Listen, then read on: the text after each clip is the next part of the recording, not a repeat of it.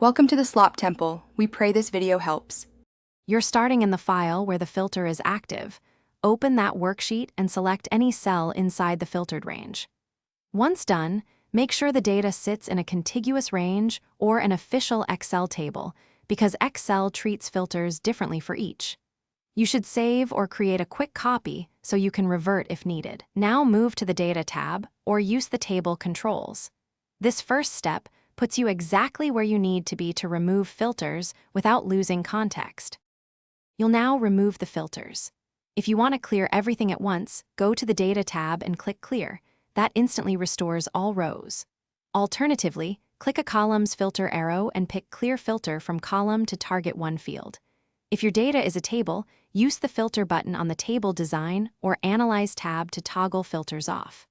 Make sure to check for hidden rows after clearing. Sometimes filters and manual hides coexist, so skim the sheet to confirm everything reappears.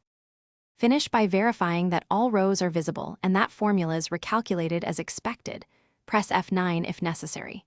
If some rows still seem missing, check for manually hidden rows. Select surrounding rows, right-click and choose Unhide, or use Go to Special Visible Cells to inspect.